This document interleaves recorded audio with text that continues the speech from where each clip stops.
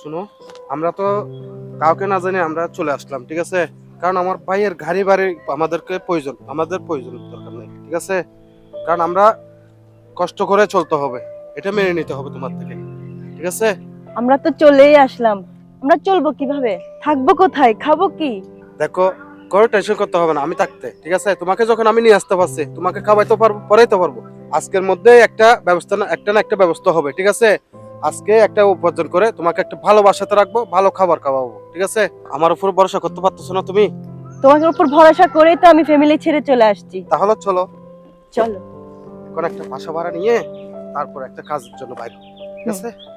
আজকের দিনটাতে যখন একটা ব্যবস্থা কথা হবে, ঠিক আছে? তুমি এখানে বসবা, আমি দেখি কোনো কিছু উপায় করতে পারি কিনা, ঠিক আছে? তাহলে তুমি বসো, আমি দেখি কোনো একটা ব্যবস্থা করতে পারি কিনা, ঠিক আছে? আমি যতক্ষণ না আসি এতক্ষণ বসে থাকবা। ঠিক আছে, যাও, তোমার ভরসা নিয়ে তোমার কাছে আসলাম, তাড়াতাড়ি আসবে। ঠিক আছে, তুমি টেনশন করিও না, ঠিক আছে? আমি যতক্ষণ না আসি এতক্ষণ তুমি এখানে বসে থাকিও, ঠিক আছে? আমি যখন তোমার একটা- অপেক্ষায় থাকবো। ঠিক আছে, বসো তাহলে, আমি আসতেছি।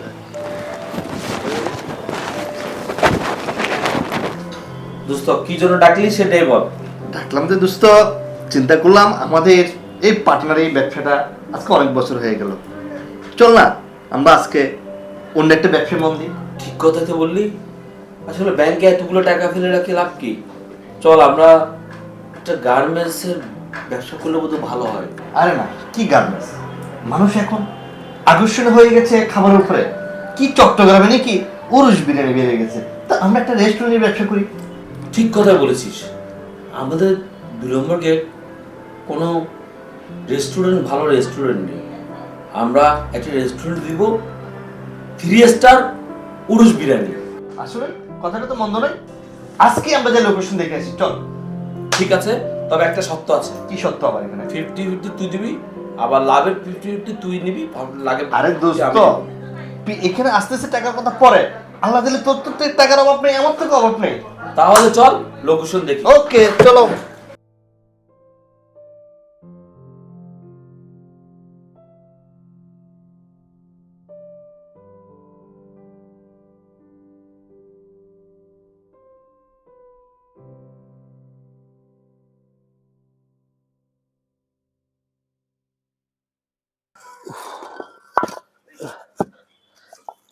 এটা আমার বন্ধুর ছোট ভাই না, বাবু না? বাবু, তুই এগুলো কি করতেছ? এই যে রাজমিস্ত্রির কাজ করতেছি। দেখ, তোকে এগুলো মানাচ্ছে না তো। তোর ভাই একটা ব্যবসাদার, আমার সাথে ব্যবসা করে, কিন্তু তোর ভাই সুনামটা তুই নষ্ট করিস না। তুই এগুলো কেন করতেছিস? এগুলা তুই এগুলা ছেড়ে দে। না ভাইজান, আপনি বলছেন এটাই আমি খুশি, কারণ আমার ভাইয়ের ব্যবসা আছে, টাকা আছে, বাড়ি আছে, সবকিছু আছে, কিন্তু এই টাকা আমি চাই না। কারণ যে ভাই আমার ভালোবাসা মেনে নিচ্ছে না, এ টাকা দিয়ে আমি কি করতাম? না ভাইজান, এটা আমি মেনে নিতে পারবো না। দেখ, তোর সিদ্ধান্তটা সঠিক নয়, কারণ টাকা না থাকলে মানুষের কোনো মূল্য থাকে না। আমি চাই তুই তোর ভাইয়ের মতন ব্যবসা কর। একটা নারীর জন্য তোর ভাই মাকে ত্যাগ করিস না, কিন্তু ওরা তোর জন্য অনেক কষ্ট করেছে, তোকে লেখাপড়া শিখেছে, তাই বলে তুই একটা রাজের কাজ করতে পারিস না? না ভাইজান, আমি এই কথাটা আমি মেনতে পারতেছি না যে ভাই আমাকে টাকা পয়সা দিয়ে আমাকে হেল্প করতেছে না, আমার ভালোবাসা মেনে নিতে পারতেছে না, এই টাকা দিয়ে আমি কি করবো? তাই আমি রাজমিস্ত্রির কাজ করতে আসছি। দেখ, তোর এটা ভুল সিদ্ধান্ত। তোর ব্যাপারটা আমি তোর ভাইয়ের সাথে আলোচনা করব, তুই এখন চল আমার সাথে। এখন যেতে পারবো না, আমি কাজ শেষ করে আপনার সাথে দেখা করব। শোন, ছোট ভাই যত অন্যায় করক, বড় ভাইয়ের কাছে এটা অন্যায় না। ভাইজান আমি আসতেছি। কি রে, আমার বোনকে তো আমি দেখছি না। সবাই আছে, আমার বোন কই? আপু, আপনাকে কোনো মেয়ে যেতে দেখেছেন? দেখেননি?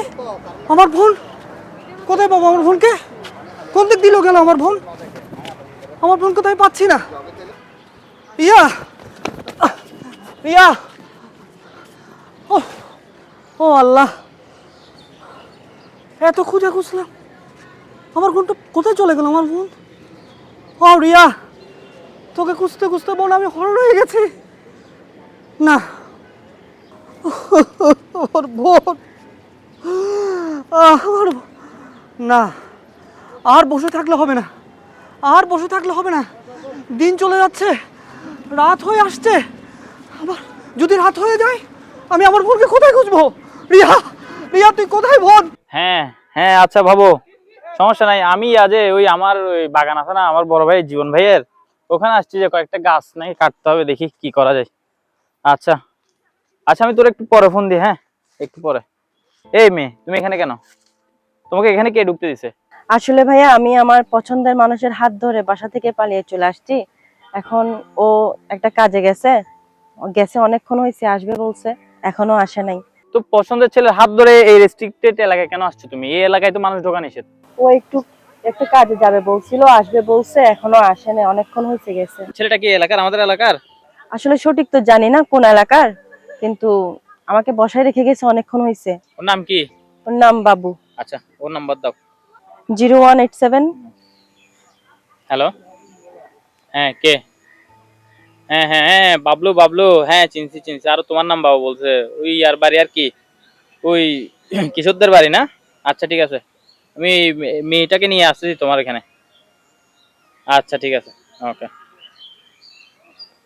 চলো আমার সাথে চলো।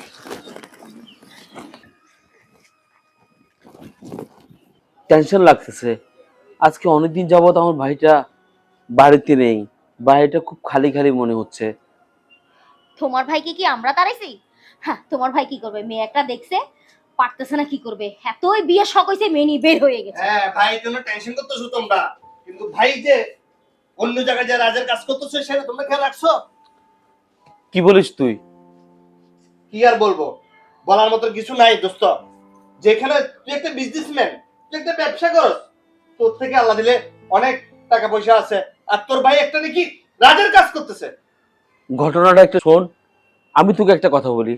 সে একটা মেয়েকে পছন্দ করেছে, যা কিনা আমাদের বংশের সাথে যায় না। আমরা মজুমদার গোষ্ঠী, আমাদের একটা বংশ মর্যাদা আছে।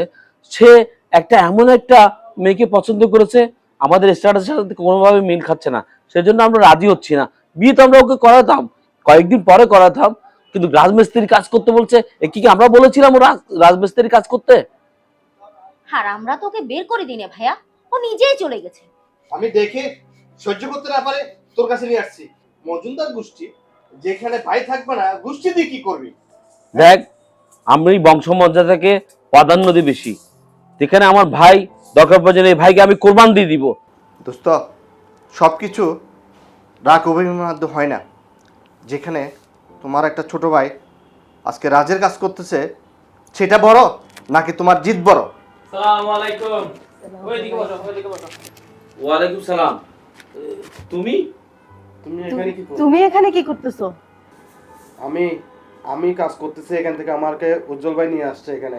এখানে তুমি কি জন্য আসছো? আমি আমি রাখি আসছি না এখানে বসে। আমি রাস্তায় দাঁড়াই ছিলাম তোমার জন্য, অনেকক্ষণ তোমার জন্য অপেক্ষা করতেছিলাম। শেষে আমি গিয়ে দেখলাম যে আমাদের এরিয়ায় বসে আছে, আমার ওই জীবন ভাইয়ের জায়গা যেখানে আছে ওখানে। আমি গিয়ে মেয়েকে জিজ্ঞেস করলাম যে তুমি কার কাছে আসছো, কোথায় আসছো? শেষে বললো যে বাবুর কথা। আমি পরে খোঁজ নিয়ে জানতে পারলাম যে বাবু আপনার ভাই। সেজন্য মেয়েটাকে আমি আপনার বাসায় নিয়ে আসলাম, যেহেতু মেয়েটা বলছে যে বাবুকে নাকি সে বিয়ে করছে। আসার পথে আমি ওর ভাইকে ফোন করছি, ওর ভাইও আসতেছে। আচ্ছা, তুমি হাজিপাড়ার ইরাদ না? হ্যাঁ হ্যাঁ। আর তোমাকে অনেক ছোটবেলা দেখেছিলাম, সেই যে দেখলাম আর দেখা হলো না। আমি এই তো ভাইয়া, এদিকেও তেমন একটা আশা হয় না আমার। আসলে আমি ব্যবসা বাণিজ্য নিয়ে ব্যস্ত থাকি, তো তোমাদেরকে তেমন একটা সময় দিতে পারি না। আর তাছাড়া সংসারও আছে। এখানে আমার ছোট ভাই একটা কি করে বসলো। আর তোমাকে অনেক ধন্যবাদ। আচ্ছা, আমারও একটা দায়িত্ব ছিল। বাবু যেহেতু আপনার ছোট ভাই, তার স্ত্রীকে আপনার কাছে এনে দিলাম। আমি আবার আসার পথে তার ভাইকে ফোন করে এসেছি, তার ভাইও হয়তো বা আসবে, আপনার ঠিকানা দিয়েছি, তার ভাই আসবে। তো ভাই আমার আসতে হচ্ছে, আমার কিন্তু জরুরি কাজ না আছে। ইরাদ, এখন যেও না, তুমি চা নাস্তা খেয়ে। না ভাইয়া, আমি খেয়ে আসছি চা নাস্তা, আমার খুবই ইম্পর্টেন্ট কাজ আছে, আমি আসি, আপনারা এই সমস্যাটা সমাধান করে নেন। অবশ্যই করবো। আসসালামু আলাইকুম। ওয়ালাইকুম সালাম। তুই যে কাজ করলি, আমার মান সম্মান সব শেষ করে দিলি। হাজিপাড়ার ইজাদ ওই ঘটনা জেনে গেছে, এখন আমি কি করব আমি নিজেও জানি না। উজ্জ্বল একটা পরামর্শ দে আমাকে। পরামর্শ বলতে, ওর ভাই যখন আসবে, ওর ভাইয়ের সাথে একটা বোঝাপড়া করে। রিয়া, এই তো, বসেন, এই তো আমার বোন। এদিকে বসেন, অস্থির হবেন না। জানেন না ভাই, সারাটা দিন আজকে আমি কি খুঁজে গেল ওকে আমি খুঁজছি। বোন, তুই চলে আসলি, একটু ভাইকে জানাতে পারলি না? তুই জানিস আজকে তোর জন্য আমি রাস্তা রাস্তায় খুঁজতে খুঁজতে আমি পাগল হয়ে গেছি তোকে, আর তুই নাকি আমাকে না বলে চলে আসলি। ওদিকে দেখ মার কি অবস্থা, মা কি করছে। আচ্ছা, অস্থিরতা হবেন না, একটু বসেন। কি করবেন আর, আপনার বোনকে ঘরে তো বেঁধে রাখতে পারেন নাই, ছেলের পাগল হয়েছে ঘর থেকে ছুটে চলে আসছে। শুনেন আপু, ওরা এগুলাই করে।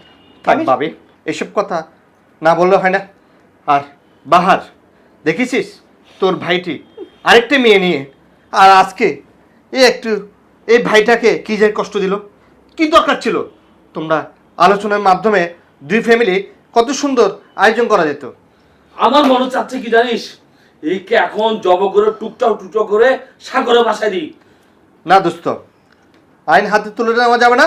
আর দ্বিতীয় কথা, ওরা এখনো অবুঝ, ওকে বুঝ দিতে হবে। তাই ওরা যখন একটা কাজ করে ফেলেছে, ওদেরকে অবশ্যই মেনে নিতে হবে। তাহলে আচ্ছা, তোর কথা আমি রাখলাম। আমি একটা কথা বলি, বড় ভাই, বলেন। আপনার গার্জিয়ান, আপনি তো ওর গার্জিয়ান, এবং আরো আপনার মা বাবা আছে, আছে। সবাইকে নিয়ে আগামী শুক্রবার আমরা জুমার পরপরই বিয়ে, সবাই মিলে একসাথে আনন্দ করে ওদের বিয়েটা আবার দিতে চাই। কি বলেন আপনারা? ধন্যবাদ ভাই। আপনাদেরকেও বলছি, ওই বিয়েতে আপনাদের আপনারা যেমন থাকবেন।